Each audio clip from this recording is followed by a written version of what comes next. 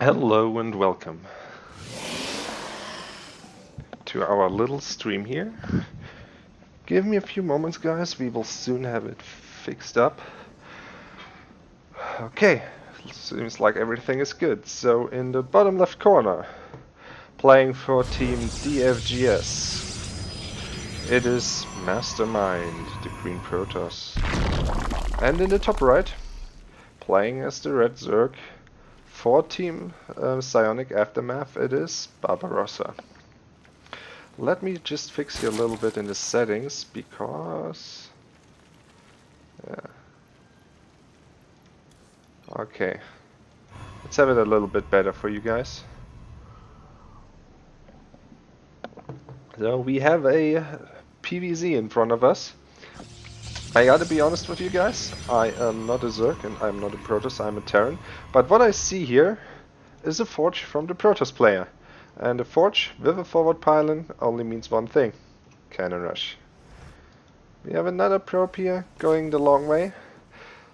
Barbarossa is already pulling 7 drones trying to react to that. It may be a little late. A cannon goes down, blocked by a gateway. That cannon can't be killed. This cannon will go up. The surface area for the pylon is pretty low, so he will take a lot of drone damage, I think. So meanwhile Mastermind tries to get another pylon. He gets it down, but he loses a drone. The forge, the cannon will go up. The pylon won't go down. And with this, the cannon rush has commenced, but the cannon is not in range of the natural yet. So we have a chance here for Barbarossa to keep his natural for now. There is a spawning pool on the way, and the second cannon is very late. It still is now placed in range of the natural of Barbarossa. Meanwhile, we have a gas finished and the cybernetics core going down for the Protoss, and yeah, 3 spine crawlers in range of the cannon. I don't know about that. Okay, now it's out of the range of the cannon. So Mastermind creating a second cannon. He basically wants to make sure that the hatchery goes down, because he has invested quite a lot into the front attack here, so that has to work. And hey, Miguel. Heyo. Please, if there's any problems with the stream, tell me.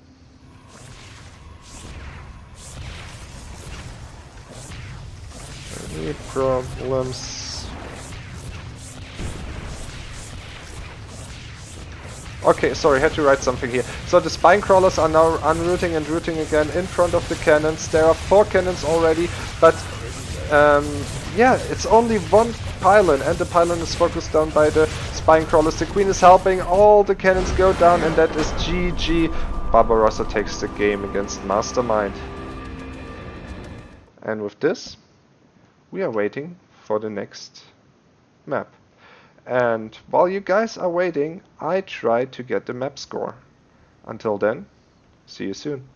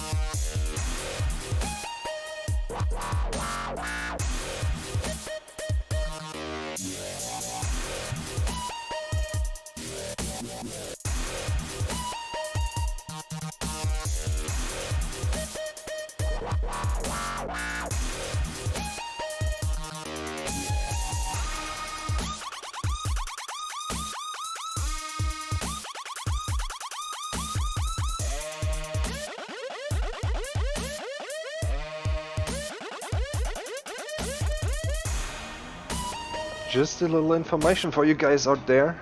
It's taking quite a while to set all up here, so I haven't forgotten about you. It's just the players don't really want to play the game for now. We are trying to talk them into them, firing them a little bit up. You know, a little bit of dirty talk, a little bit of mother jokes. We will be right back, and then we can hopefully provide you with an entertaining match. See you then, have fun!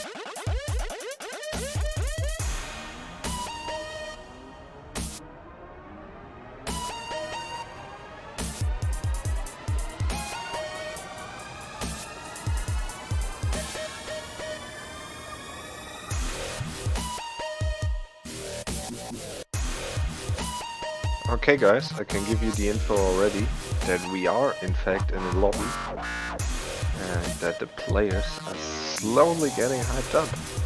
I think the mother joke has worked, so it should be only a minute or so. Then hopefully we have our game. Until then, see you.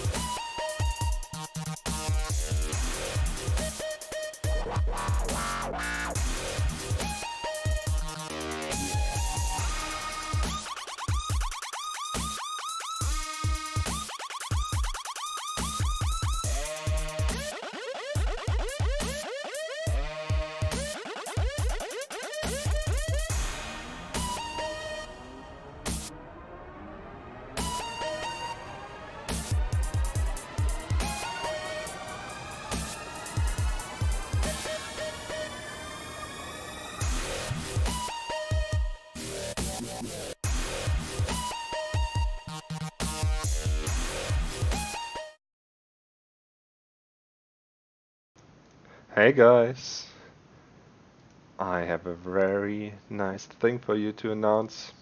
It worked. We have a game. We can actually play something here. We play on Lost and Found. It is actually, yep. Okay, so everything is set up, and in the bottom left corner, playing as the Orange Protoss. 4-team Psystorm Aftermath, it is Jetorix. I hope. Yes. And in the top right corner, playing as the Pink Zerg, the original color of the Zerg. Well, maybe it's violet, but it's very close to it. It is 3 men for team DFgs. Okay, we have another ZVP ahead of us. with a new bunch of players. And it's not a forge opening, I can tell you this much. But we have a pylon, a gateway, and gas, so it's not a fast expand from the Protoss. And like everything I said here, you have to take with a grain of salt, because 1, I am Terran and I am salty per se, and 2, I am Terran and I don't have any idea of this matchup. Okay, going into it. The Overlord here, trying to scout for Kinrush, probably. We have a so-called scouting spawning pool. You can see it's on the far left, so when the spawning pool finishes, it has vision of this area which is not covered by creep. So that's why Zerg started putting in there. So we have here gas taken, hatch taken, Overlord on the way to scout if the Protoss expanded, which he did. Cybernetics core going down, only one gateway and then already the second gas. You know guys, this is either a very tech heavy opening or preparing for a 2-base all-in. So yeah, I guess we will see a Stargate. Let's see if I am right. We have another pylon going down here. This is basically like the scouting spawning pool, which doesn't really have that far of the reach. You see things here are still in dark. And yep, and here is the Stargate, like I said. The Overlord is meanwhile scouting what the Protoss is doing. The wall is not yet finished. Here probably comes down a second gateway, and then we have a hole here which can't be fixed. Someone is lagging out. Is it me? No, it's Sword. Okay.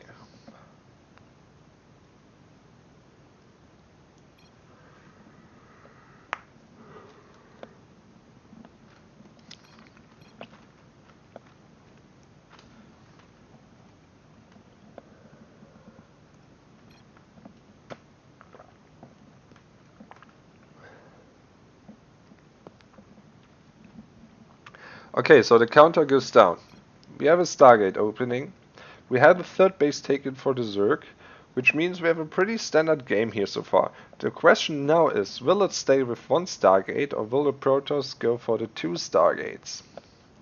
This is a variance I have seen in GSL. I think Cest was the first one to implement it in his games. So yeah, let's see how this will play out.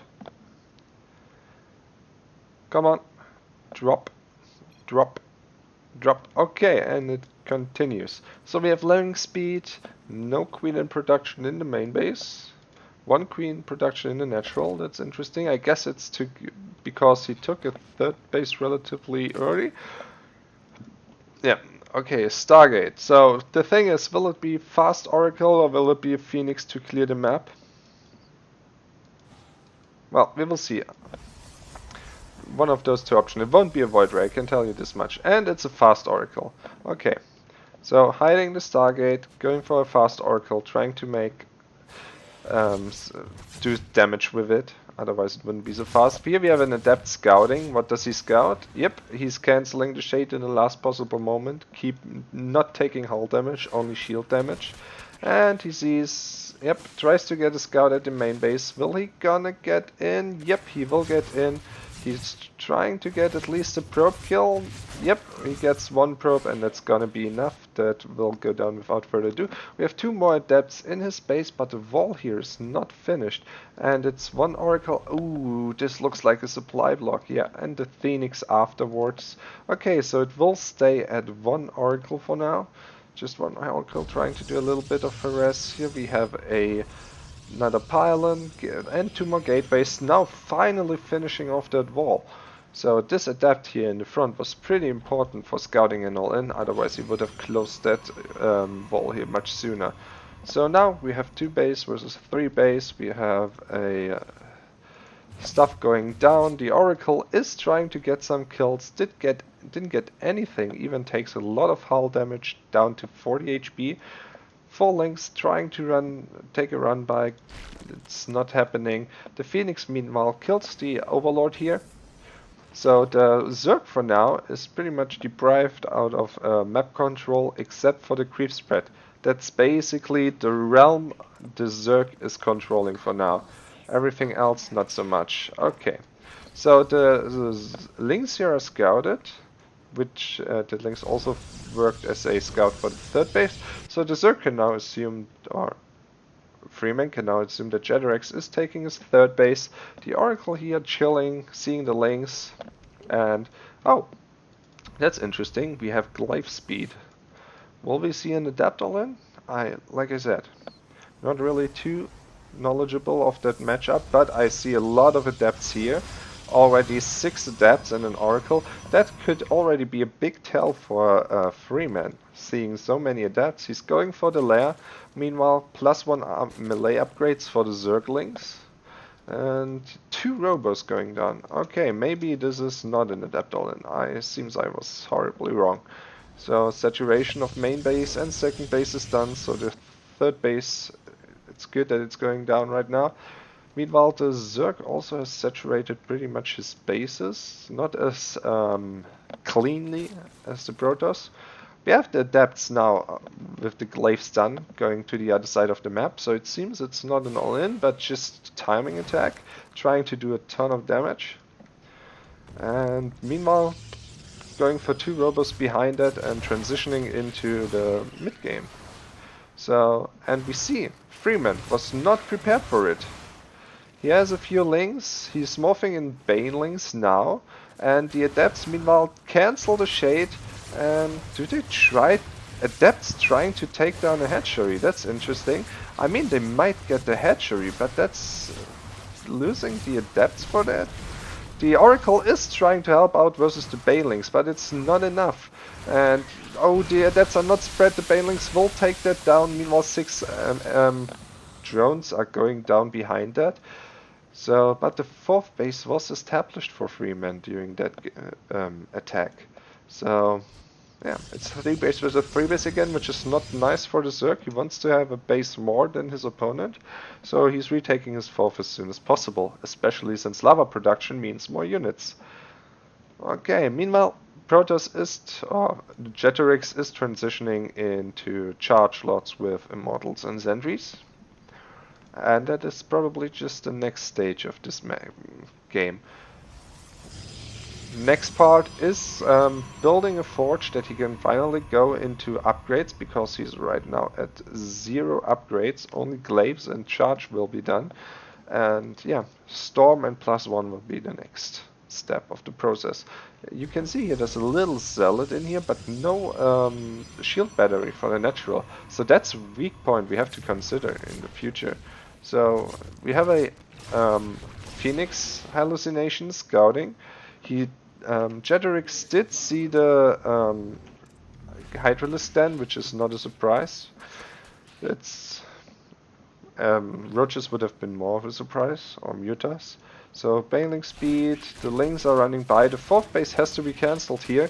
Meanwhile, +1 attack is on the way, but Storm not so much. It seems Archons are the choice for now. And there's the next attack. The next point of attack. So do we have an observer? Nope, we don't have an observer. So the creep can't be denied for now with this army.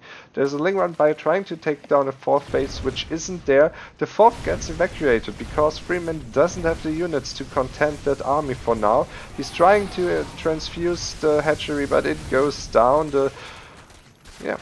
And the recall salvages most of his army. Healing them up with the shield batteries at home. Double immortal production still going off. The Oracle here, is that still? No, that's another Oracle. That's the second Oracle made after the first one fell.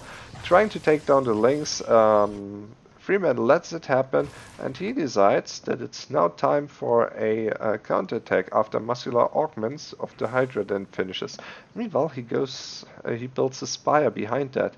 I doubt though that will be for Mutas. I guess it's more for Corruptors, but once again, it's just my wild guess at this game. So we have here the robotic Archon glowing around.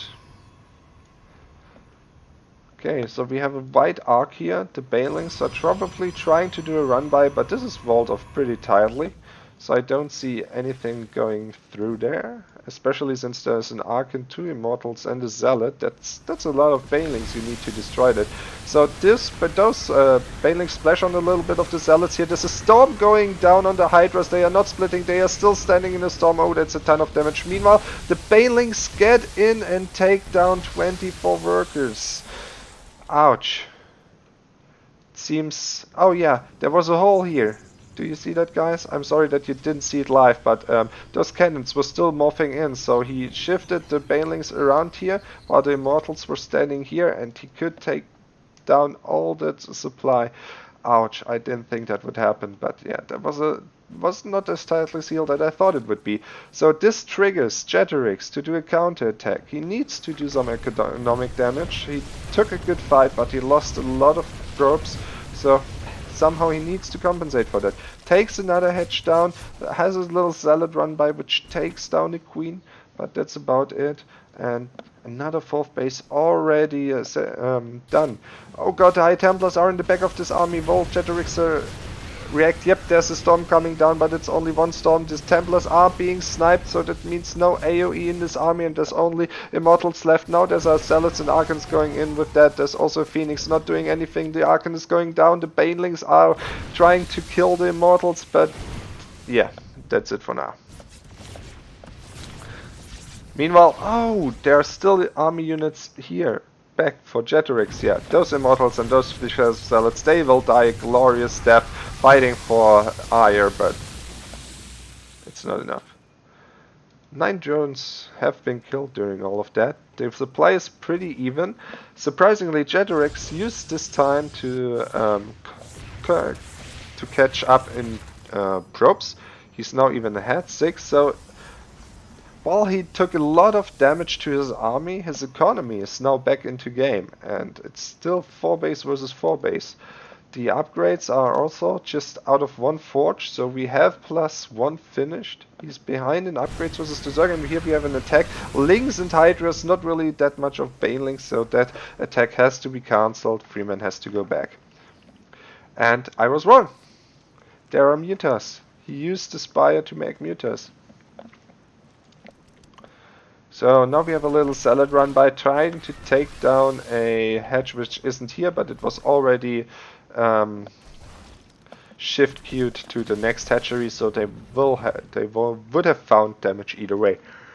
So 3 more Zealots and 2 more Zealots trying to do a little bit more damage. The mutas are now out, taking down the pylon for the Stargate to prevent Phoenix production immediately. Jeterix reacts with Stalkers, but you have to keep in mind, those Stalkers, they don't have Blink, so they are really bad at following those mutas. And 4 probes already going down. We have a counter attack from the Protoss here. Oh, the High Templars, they are not being microed. All of the 5 or 6 of them go down without firing a single storm. Ouch, the mutas are going to the next base after killing 12 probes. The army here of Jeterix is being surrounded. That's a nice arc from the Hydras. Like I said, the High Templars are not providing any AoE because they have been killed. The 4 Immortals, they won't be enough to kill those Hydras. That army will go down. Meanwhile, the Hydras, the mutas will kill more probes. 24 are going down. Dark Shrine is being scouted, and yeah, a Dark Templar is trying to do some damage, but 2 more are also on the way to deal some damage. Yeah, both economies are pretty hurt. Both are back to 60. Oh, here we have a few probes not doing anything. I hope he recognizes that. Meanwhile, the one Dark Templar is going into this base. The other one has been taken out. Each base here already has a Spore Crawler. So that when behind Dark Shrine tactic didn't work out for Jeterix here. He is behind an army supply. His High Templars didn't work out for him so far in this game. But I have to say, still 4 base versus 4 base. The 5th base of Freeman is underway. And the mutas, yeah, the mutas survived. I should have told you that. Yeah, Blink upgrade still not done. Stargate still unpowered. So Freeman basically is a free man and can roam around, sniping everything off here as he seems fit with his mutas, killing here and there, and when it gets too hot, he just goes out with that, while macroing up behind that. Jedrix is in a pretty dicey position here. I mean, those, like you see, those mutas are all bruised up, but they can't really, they are not focused. One is going down, two are going down. Now there was focus fire to the hurt ones, but will it be enough? 3 stalkers are not really that much of a fight for those mutas. But Jedrix is not giving up. Oh, there's a storm going down. That's hurting the mutas a lot. They are all going down, trying to take down the High Templars. High Templars, first time in this game that they are actually being useful. But I have to say, during all of that, more probes have been killed. 23 in total now. Thankfully, Jedrix has been making them non-stop. So while his main base is now really mined out, he needs a 5th base. Jedrix needs a 5th base because the Freeman has established his 5 bases. He has also the worker count to saturate them, and he will have an income spike very soon and make units out of that. There are more mutas going into that middle line, and they will find damage. There is an arc preparing to kill that base. Where are the storms going down? The mutas are trying to kill the High Templars. The High Templars are trying to get storms off, but again, storms are not happening. And now the AoE of Jedrix is again not here. And with that, Banelings and Hydras are really good against Stalkers, Archons and Immortals without the storm support.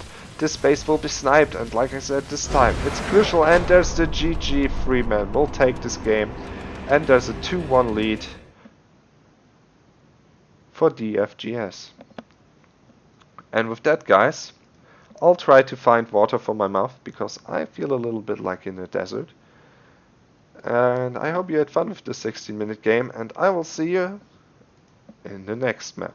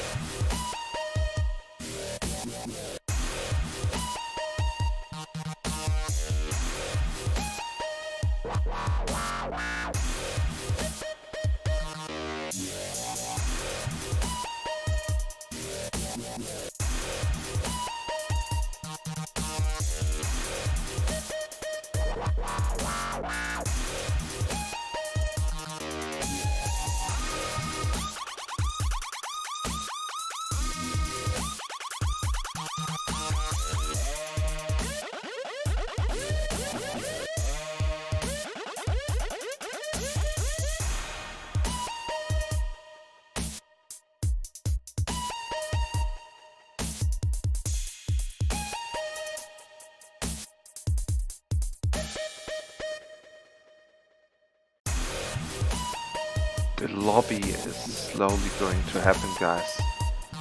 With that, it won't be long until the players are in the right slots. And with that, it won't be long until the players are ready. And then, it won't be long until a map is loaded.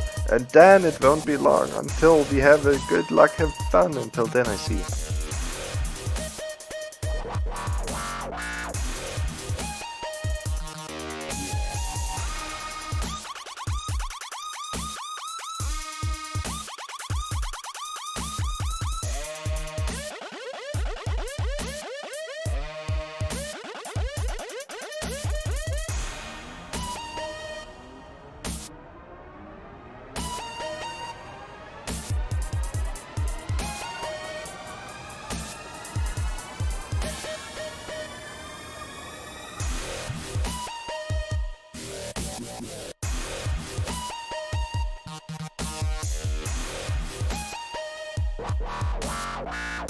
Okay, might take a little longer because someone actually hosted the wrong map.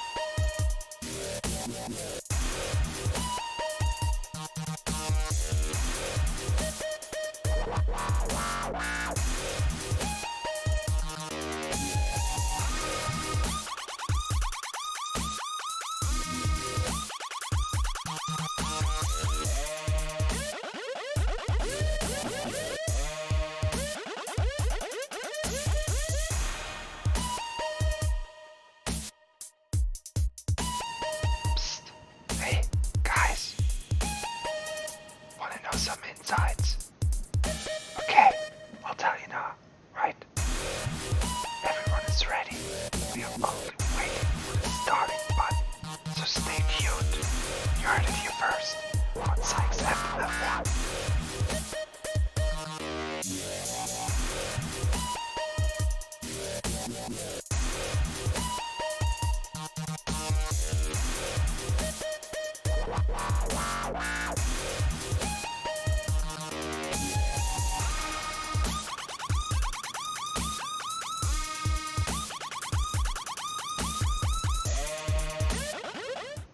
And welcome back, guys.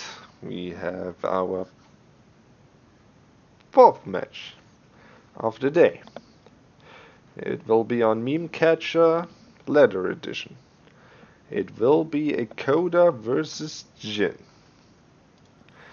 And we have still a best of 5 with okay.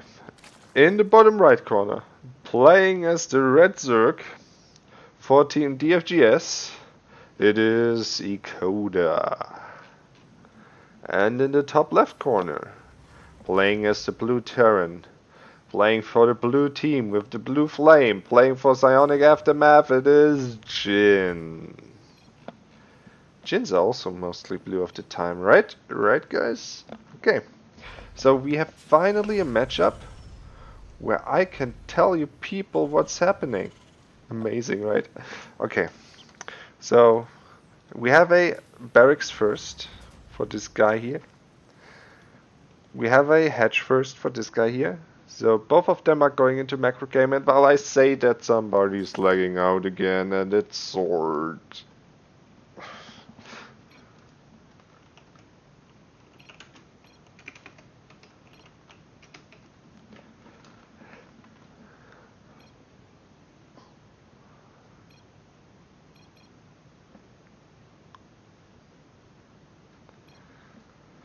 So yeah, Emil trying to smurf his way into our friendly clan war here as Sword. Not working out though. Now he's uncovered, lagging out of 2 games. Get out of here, Emil. Try to find your own matches to cast. This is Psionic Aftermath cast here, okay? Yeah, 10, 9, 8, get out of my cast. Come on. We are trying to have a nice game here. Mom ripped out the cord.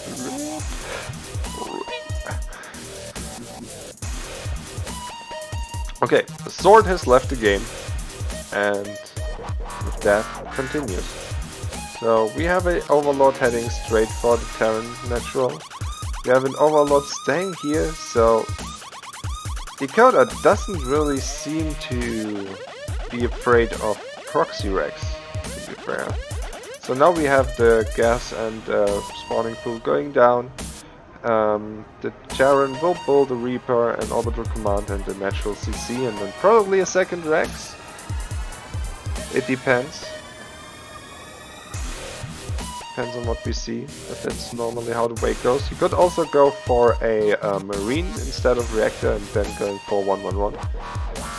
Those are his options basically. It will either be a 2-1-1 or 1-1-1 with a Marine follow-up. But since he's scouted with his SCV, I doubt that he will go for 1-1-1. And as I say that, he will build the second supply depot and the Marine. So it will be a very, very safe opener. A SCV scout with a Marine, although he should have, did he? Yeah, he scouted everything. So yeah, that Marine was a little bit unnecessary, but perhaps he also wants to deny scouting. So we have the safest build order in the macro Terran we can see. We have a Reaper here finding that hidden drone, killing it before it can be a gas geyser drone. And we have the 100 gas for the speedling upgrade, so the drones here on the gas guys are cut to 1.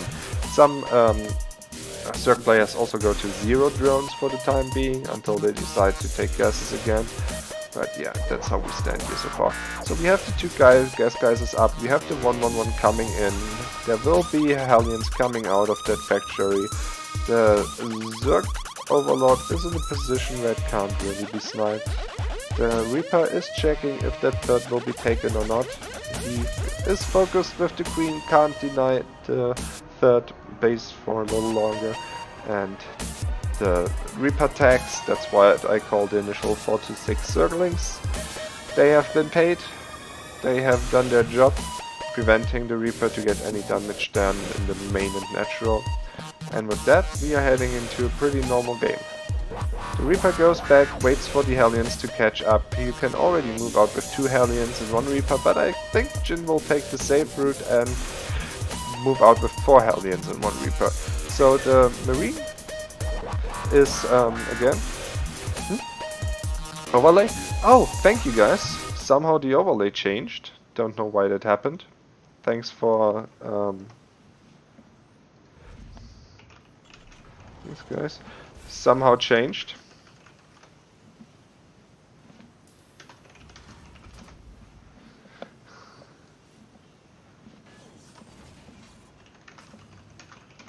Okay, then I have to cast the next 2 minutes without that. Okay, we have 6 more Hellions here. We have a Banshee with Cloak follow-up. And so far no tag lab on the barracks. So we won't know if it will be bio or mech, but I tend that this will be a mech game. So we have 2 evolution chambers going up for the Zerg and Baneling nest. We have the third base established but not really saturated, and no layer as far as we know on the way. Where is the Banshee? Is it still staying at home? Let's have a look. Yeah, it's still staying at home, probably waiting for the 2 Banshees and then move out so he can one-shot drones with his arrest. And like I said, there's really, let's go to production again. Yeah, there's no detection for the Zerg at the moment. As I say that, I see 1 Spore Crawler in the natural. The Banshees are now moving out, but they will be scouted directly. Ouch. The armory is on its way, so this will be a, let's call it a Hellbat Banshee push. He will probably be able to kill the third hedge. The Zerg doesn't really have a lot of army supply, but as I say that, there's all his lava is going into army, so there is a chance. Behind that we have factories, so it will be a mech follow-up if that attack doesn't work. So the Hellions are not yet morphed into Hellbats. Ouch, ouch, ouch, ouch. Okay. The Ecoda will focus the Cyclones. The Hellbats are now morphed, but the Banshees are not with them fighting. There are only 6 drones going down so far, but like I said, there is no layer so far. And there's not a Spore Crawler in the natural, so those Banshees will get a lot of damage. While Jin is taking a third base at home, having now 3 factories with 2 tag labs, he's saying, yeah, you know what? I killed 15 workers here. I get the fuck out of this game. Oh god, the reaction time of Jin here is pretty low. The depot is still not raised. Oh, that was a last minute race. Holy moly. So there are 2 more Hellions in production. Those will be enough to drive away those Zerglings. The Banshees will make sure that the third base can land correctly. It's not an orbital command though, so I think that was a bit prematurely lifted. Now it's building, so that's okay. We have 2 Thors on the way, so the follow-up will be a 2 Thor drop after the Hellbat Banshee timing attack. Meanwhile, we have 1-1 already finished for the Zerg with a +1 ranged attack starting. That's interesting. Perhaps because he identified it will be mech. Normally you still go with the upgrades you started with, but okay. Meanwhile, Jin is being a little bit defensive and greedy. He's going for Blue Flame and already the Servo Smart upgrades. So that's normally something you get when you have 5 factories done. But yeah, it can be interesting for harass with Hellions. You shift click them into a mineral line and then let them transform really fast, and that means that the Zerg has to have a much faster reaction time versus those Hellions / Hellbats. So here we have the 2 Thors with Hellions and Banshees as support. So let's see how this plays out. By the way, the Hydra then is only now being built. Oh, I guess the +1 upgrade for ranged is because he had a bank and because of his layer was late. That could be it, but don't nail me on that. So we have here a little circling run by trying to do, but here it's almost already walled off. The queens were getting shreked here, so that was not an option. And there's really not a lot here for Ikoda to defend this push, to be honest. So the queens are trying to do something. They're trying to focus the medivacs. Now they are trying to focus the banshees. But the spore crawler is providing a little bit of vision. Now the queen is out of range. The hellbats are providing buffer for the force. And now Jin is deciding, you know what? I took a little bit of a trade here. You had to invest in a lot of roaches. Let's get the fuck out of here. Okay, 2 overseers are morphing because that banshee did more damage than it should have done. And meanwhile, we have now the 5 factories done, but somehow Jin is going for even 7 factories. I mean, he has only 2 tech labs. He has 3 reactors on his factory, so it seems like he's trying to go for a Hellbat / Hellion heavy mech. So that this is kind of a battle mech. So you know, he's not trying to stay defensive with that. He's still trying to trade a lot of stuff out. Normally a mech player is trying to trade those minerals or use those minerals to build a lot of additional command centers and orbital commands, so he can meal a lot and trade his SCVs later for a better mech army. But with this 7 factories, that's a really unorthodox play. So let's see how that works out. Meanwhile, the 4th of Ikoda is being hammered down. He was behind the whole game since the Hellbat Banshee push, and this might already be enough. The Thors are providing buffer for the tanks. The tanks are doing a ton of damage. The hatchery is now close to falling. It will go down. Here are the winner scans even. He's scanning. What do I see? There is only a lair. There will be no swarm hosts. There is not a 4th/5th base. And Jin is close to maxing out. He has 82 workers. That's a lot. And he's producing like a madman. Now he has 2 more tech labs here. His upgrades, yeah, he has only 1 armory +2 is done. The tanks are unsieged, but it doesn't matter really at this point. Ikoda can't really clear that part of the army, and there's a mech parade push. That's how far ahead Jin is. So it should be any moment that Ikoda is riding GG, and Jin is equalizing the series with 2-2. And with that, we have an ace match going, and I'll be very interested in which player will be playing that ace match. Stay tuned, and we will see you very, very soon.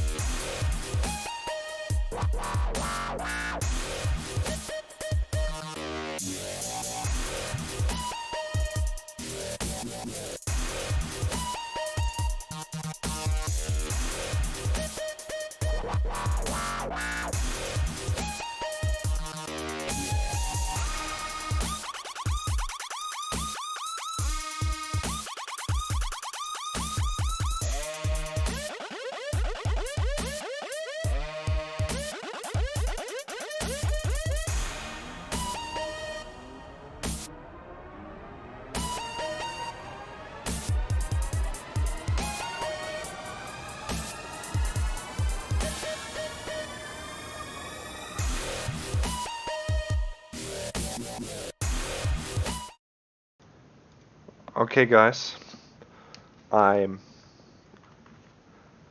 showing you a little bit here, a little bit earlier, because I want you to see the two people who are gonna fight versus each other. It will be Freeman and it will be Jin. So this should be an interesting series.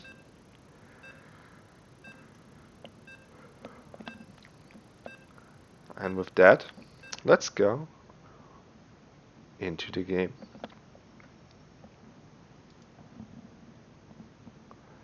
We have Acid Plant, Leather Edition, Red versus Pink, Terran versus Zerg, PsiX versus DFgs, Jin versus Freeman, and in the bottom right corner, as I just said, playing for Team Psystorm Aftermath, trying to win this ace match. It's Red Terran Jin.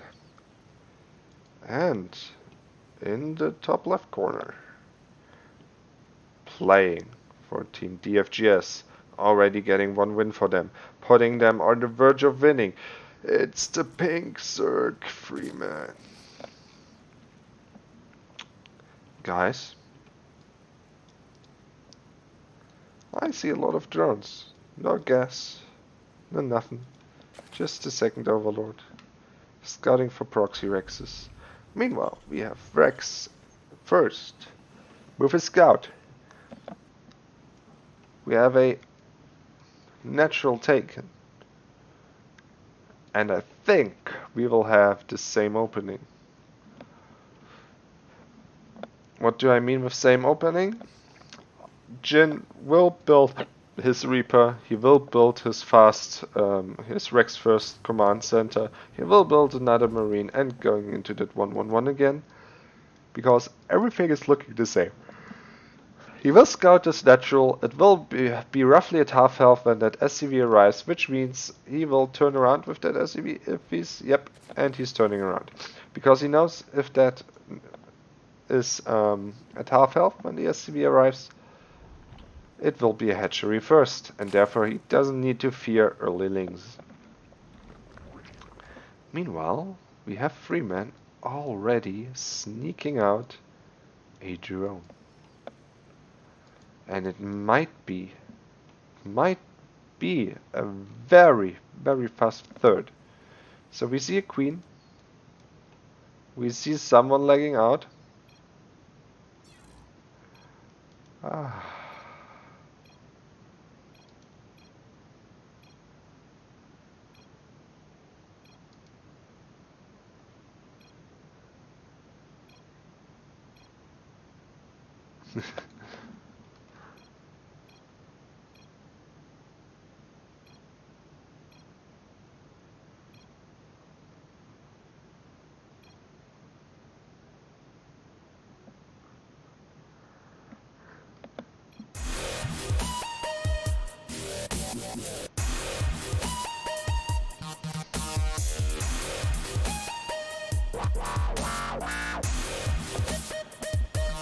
Okay guys, sorry that I'm so... What? Why is... Oh, okay.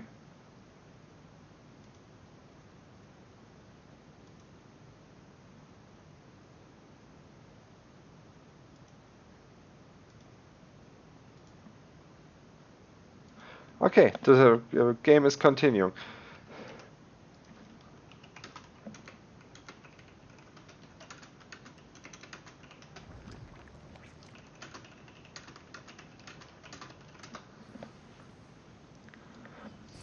Okay guys, the reason you just saw a break screen was because I had the second scene switcher on, which moves to the break scene if I'm not moving my mouse for 30 seconds. So yeah. Now we know what happened. I put it off because normally when I'm streaming and I don't move my mouse for 30 seconds, I'm really away from the screen. But here I was just looking at the chat, not doing anything. So yeah, don't worry guys, it's continuing. We have a third base already going down. So no denial here. We have the Marine, we have the 111, we have the Hellions. Everything is looking pretty much like last game.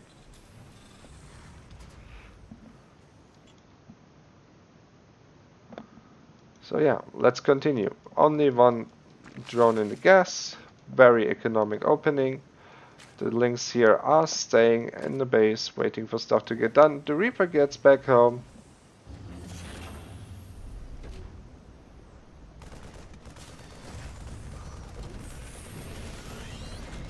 So yeah, everything's fine. There is the transition. There will probably be a Banshee.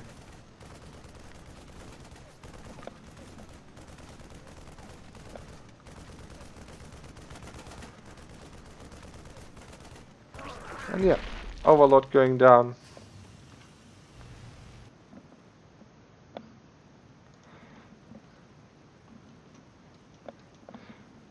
And yeah, I don't really know what to tell you guys. There's a lair going down. Today I didn't really have breakfast. Yeah, that's what I could tell you. I had a really nice sleep. I woke up at 9 AM, but I was like, fuck you, I had a really hard work week. I just turn around, sleep again, and I had awesome dreams for 4 hours more. I got up at 1:30. So, but with that said, Jin is trying to have a small engagement here. It's not really working. Freeman probably saw the game just now, and he's already preparing with spore crawlers. Also, an Overlord died in this place, so he saw the switch here. But Jin is saying, you know what? You scouted my cloaked banshees. I will get a fucking liberator. I don't care.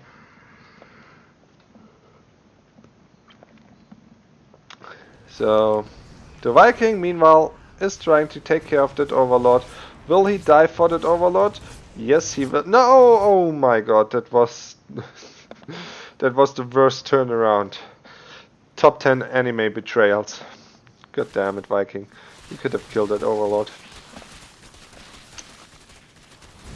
So yeah, Hellions going in here. There is the Liberator, there are the 2 Cyclones. The same push as last game, just that they are not 2... what's it called? Banshees, but 1 Liberator. So sniping 2 of the Hellions is a pretty big deal. Jin knows what's up, he knows, oh my, that guy has me figured out. I won't be able to do damage here. I won't be able to get ahead. Now I have to see what I do. I'll just play the game as I did. But now guys, now the Banshee is coming. Now that the Zerg thinks, oh yeah, I'm safe, he built a Liberator, he won't go for Banshees. Bam! A Banshee. So, creep spread is going strong. There is a Hellion drop though. Not killing anything so far. There was another thing going on here. Almost killing a queen. Now the Hellions are being microed. There is a little attack on the 3rd base, but the roaches are here. Meanwhile the Hellions are loading off against here. This army has to go back. Meanwhile the Hellions are unloaded. There are no drones at this base, so those Hellions will go back. The Cyclones will escape. Meanwhile, Macro is going strong. The 3 factories are now done. There will be the 2 Thor production with the reactor. There is a little bit supply block, so one of the Thors is late. Now the 3rd CC is finishing and 5 factories are on the way. Meanwhile, our Zerg is taking, not our Zerg, but these Freeman is taking the 4th base, is going for the +1/+1, has a lair already done, not really saturated that gas here. The creep spread is going strong, it's not really being denied, so the map vision of Freeman is pretty nice. Already sees that the 4th base is certainly not being taken, so it's only the 3rd base. Good. With that being said, the Hellions are trying to get a little bit more damage done. 9 drones going down. Ooh, that was juicy. 2 of the Hellions are even escaping, so that was really worth waiting with the drop to do a little bit more. So now it's being unloaded again. Creep spread is still taken care of by the Zerg. There is a big roach run by though. What will happen? Yeah, that sensor tower has to be cancelled. The tanks are sieging. The roaches are trying to snipe one of the tanks. He can snipe the tank. He should cancel. Yep. There's a cancel on the sensor tower. That's 100 gas down the drain. The Hellions are not really doing anything, roaches to roaches. The Banshee here, though, will do damage. The roaches here try to take down the gases, slow down the mech army, the gas part of the mech army. And yeah, now the roaches are going back, but that was a very good deny. That was a big throwback for our mech player. Meanwhile, we have again a 6th factory being built. Jin really likes this production, but I don't think he has the economy to do that. Producing out of 5 factories is already pretty heavy on 3 bases, but building is 6? Oh, wow. Okay. 4th bases are established. A lot of gas is being taken for the Zerg. The 5th base is also already underway. Hive is going strong. We have Hydras and Ravagers. There are no Swarm hosts so far. +2/+2 ranged weapons also happening. So yeah, I have to say, I mean, I'm a PsiX member, but I like the position for the Zerg. He's in a better spot.